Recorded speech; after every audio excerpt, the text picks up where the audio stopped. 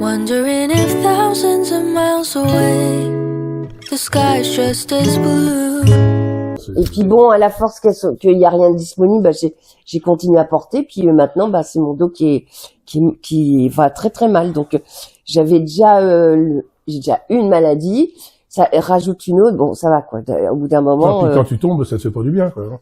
Bah là non, il faut même plus du tout que je tombe là maintenant. Bah non, mais bien sûr. Ils m'ont dit d'être très ça prudente. risque d'être cassé parce que. Oui, tous les os, ça va tout.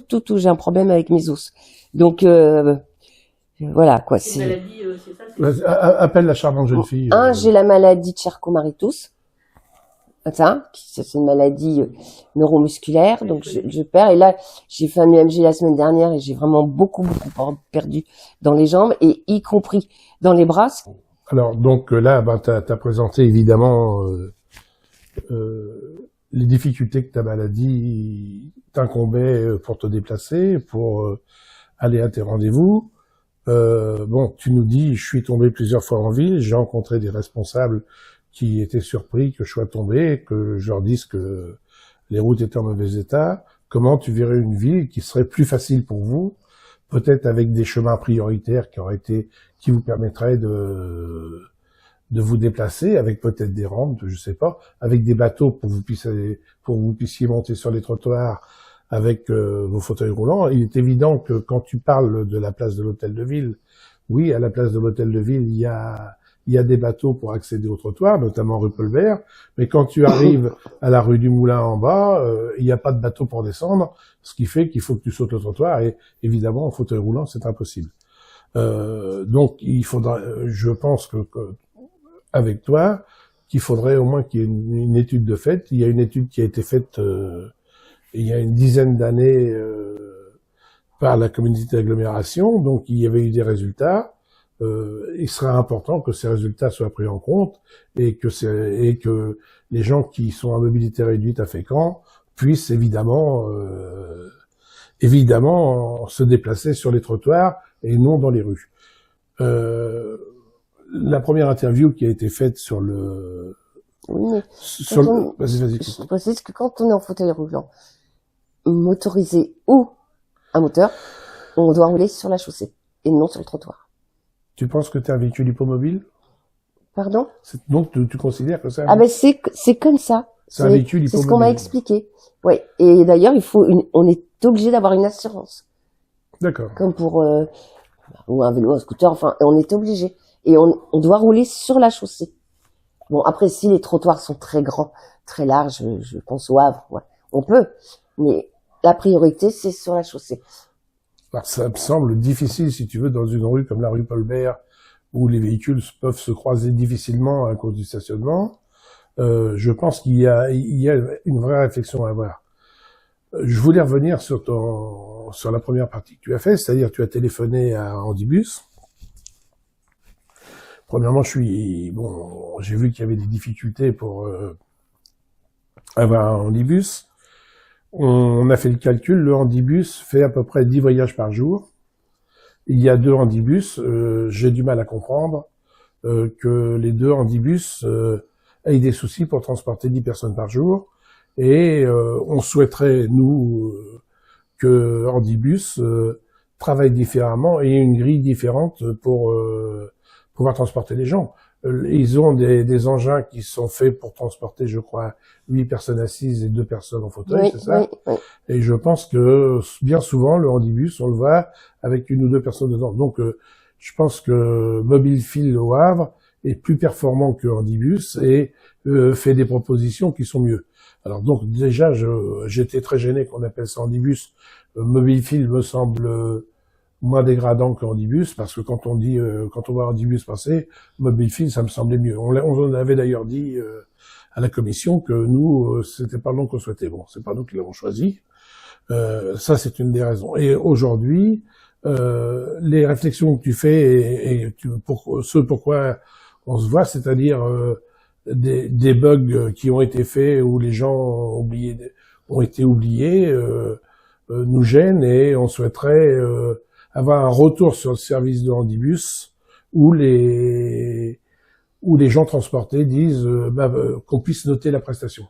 Et le fait de noter la prestation permettrait aux élus de l'agglomération, aux membres de la commission, de se dire on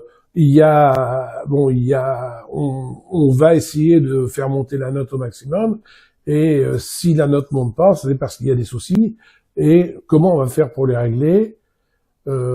Mais ça, c'est les consommateurs, donc les voyageurs, qui vont pouvoir décider. C'est pas Keolis qui va décider, c'est bien ou c'est pas bien. Keolis, c'est le prestataire. Lui, il nous doit de la qualité, il nous doit une prestation.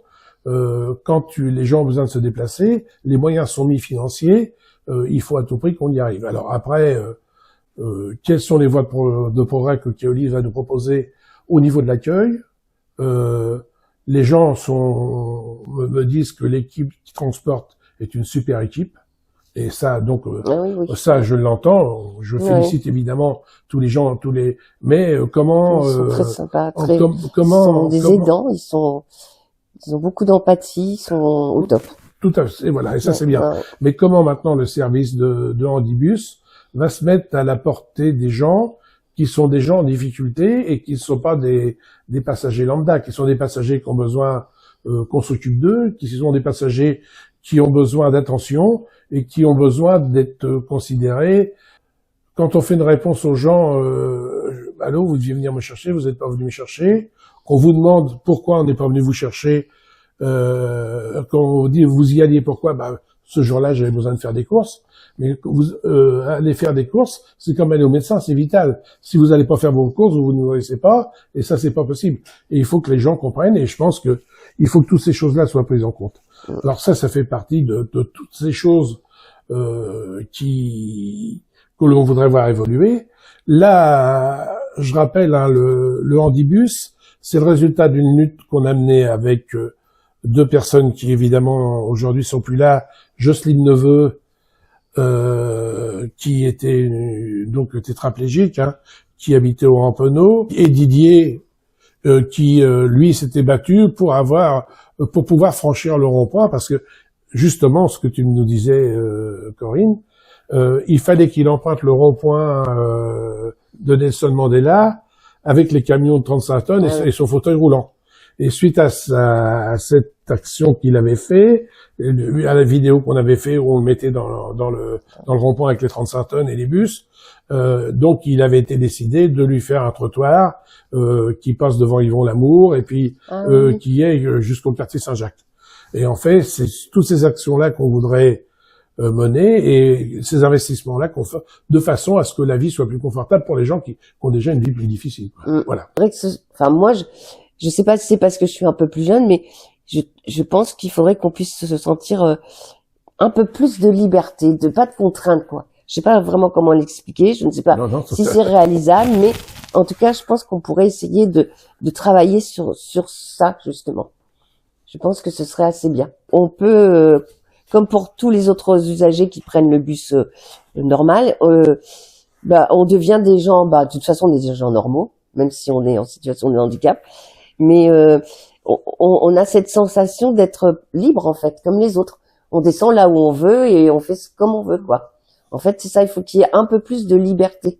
Alors, je sais que ça peut être difficile à réaliser, mais peut-être que essayer de faire une ligne ou deux, ce serait sympa. Comme moi, par exemple, l'été, j'aime bien aller à la plage ou à la piscine, parce qu'elle va réouvrir. Donc là aussi, j'espère que je vais pouvoir bénéficier d'un bus pour m'y conduire, parce que souvent, lorsque je vais à la piscine ou à la plage, c'est assez court, mais ça va être 11h, 15h30, 16h. Donc voilà, ce serait assez bien de pouvoir y accéder tranquillement. En fait, comme tous les gens, quoi, qui se déplacent par le bus et qui ont envie d'aller au ciné, enfin, toutes ces choses-là, quoi.